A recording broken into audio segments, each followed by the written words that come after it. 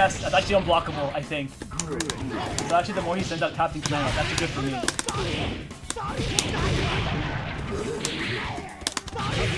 Oh no!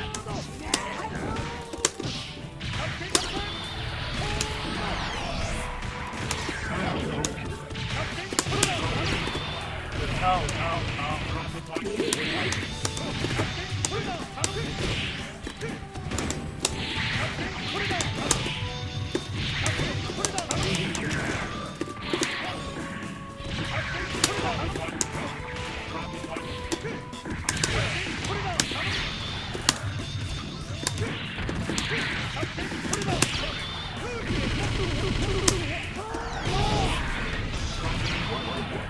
Oh no, that might kill me.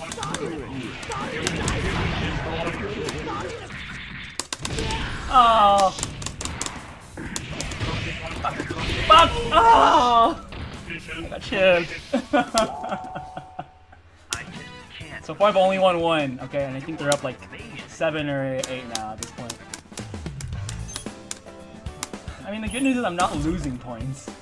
This is anything, they're gaining points and I'm gaining experience. So this is honestly good for me.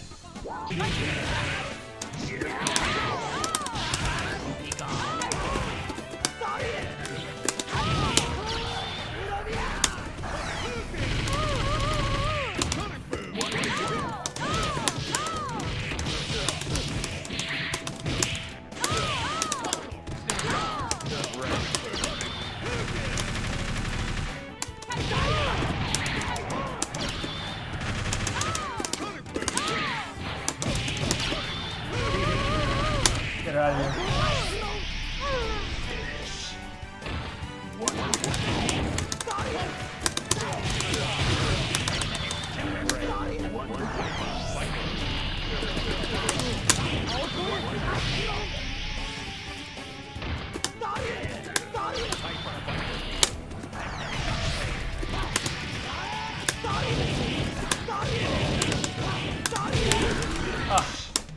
Did a lot of damage to him.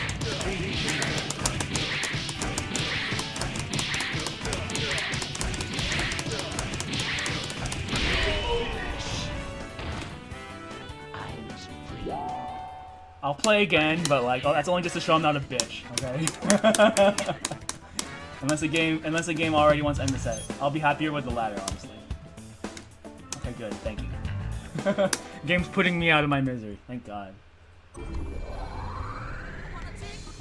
Like, that's actually my problem with this game. Like, you have people who have been playing this game since forever, and I understand that, you know, you're skilled. That's fine. It's fair.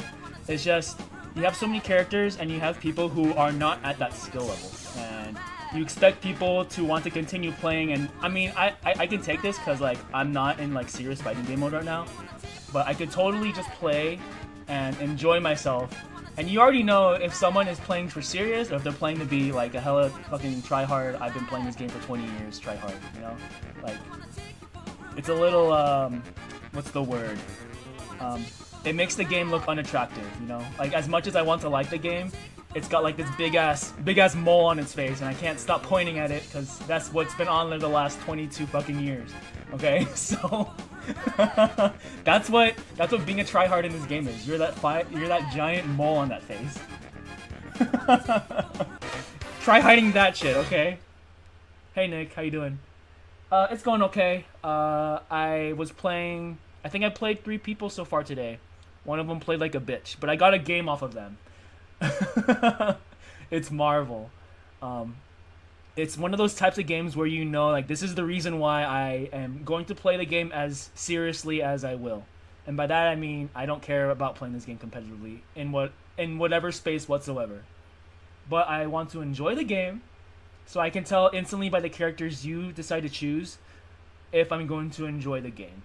So as long as I can play people who want to use characters that I deem as not top 10 or however many you want to say, top 8, top 12, whatever. If they're not in that top, then I can enjoy myself, you know. If you have at least 2 out of the 3 in there that are top, then we have problems. It's so weird because like you have characters that are can basically just they're clearly on this pedestal of being untouchable. It doesn't matter how good of a player you are. If you're using this character instantly, suddenly the characters that are way below them can't do shit against them, and it's kind of a glaring issue with the game. You know, the balance, it's still a problem. I mean the thing is I can't necessarily ban it because like I'm gonna run into strangers online. Whoever they decide to use, like I show them instantly, this is who I'm gonna use, okay? This determines whether I'm gonna like you or if we're gonna have fun. Do I have to question if I like you or not? Because if I do, then I just choose your characters, I'll let you know. So instantly. This is a type of game where you can totally feel like you're being outclassed, you know? In other more recent, like I think after how other games are balanced and how I think companies really strongly think about the longevity of their games. And you can't have, like the thing with Marvel 2 is they did take out a few things, but ultimately the core of the game is what it's supposed to be. That they did not change, and they shouldn't, because it's part of its classic feel, which is fine. You know, I'm okay with that, because being classic also means that it was part of a time where you can't just change things because people are complaining about it. They didn't have that, because you would get entire revisions of games, you know, like take like Soul Calibur, what is it, Soul Calibur 3 for example. You have a console version and then you have a completely different arcade version that you would never be able to play on console ever again. I think the only way that would ever be a thing back then is if they made it that like an update was available, but that was impossible for PS2 era games. Online wasn't really implemented, and the games were released in a form that they're not supposed to be changed ever again unless there's a new version of the game. And that's why with Marvel, that's why they went with arcade versions first. That was the more accessible way for just anyone to play, even if you don't own the game on a console, or a console for that matter. Arcade. But yeah. What I mean to say is, if ultimately in Marvel 2, just pick your characters. This will determine whether I like you or not. That's what I really mean to say. I already show you who I'm going to use, alright? So all you have to do is use characters that are within the same level of tiers, okay? Instantly, the moment I start seeing like 2 out of 3 characters that are in that top echelon of characters, I'm gonna start hating. Something's gonna be yelled at for some reason. So please don't be an unwanted victim. I mean, of course, you could also go around and just say get good. Of course, yeah, you can, but when the game will only allow your characters to get as far as they can get with that, like you can only get so much mileage out of, you know, Gambit and, you know, Guile and Jin on the anti-air assist. Like it's hard because there aren't very many in-game systems that are gonna help you. There's a lot of chip, there's a lot of damage. Almost every anti-air assist in the game is invincible on startup.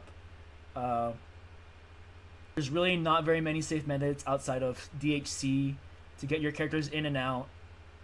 And movement is very different based on who you're using. So the balance is very glaring, and that's a good thing.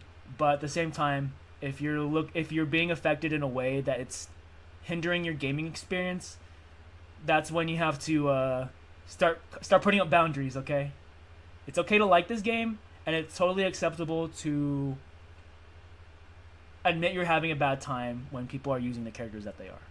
I think that's totally acceptable. I think that's really what I want to get to the core of, because there's a lot of new people trying to play this game, and then you have people who literally have 20 plus years of experience of this game who will not let you have that fun. So it needs to be known that it's okay to feel the way you do, because I mean, I guess you can say I've been playing this game since at least a little bit more seriously in the later 2000s, okay? Because it was right when I was serious about Tatsunoko. Marvel vs. Capcom 2 was just there at the College of the Canyons arcade, and Family of Fun arcade was also very, like, it was just good to know how to play Marvel 2, okay? It doesn't matter if you were good or not. If you played it, you had some knowledge of a team or at least two, or just how the game's meta worked, you could have a good time. But now, since this game is kind of popping up back out of nowhere, you still have these old heads who are going to pop up randomly across you and are very well experienced and know what the hell they're doing. And here are new people trying to do new things with these characters. I wouldn't say there's that many resources, but you have a lot to look at. But the problem is, with lower tier characters in this game, or at least even mid to lower, unless the top player used these types of characters, the resources for these characters, teams, not very many. So that's why I like watching lower tier character teams, because there's a lot more to discover. It's hard to discover things in Marvel when you don't get to see it very much. When are you going to see like a team that doesn't have any top 12? You know, I think you could actually find them, but are you going to find good gameplay of it? Now that's the defining statement here. You see, like, I have a lot to say about Marvel 2.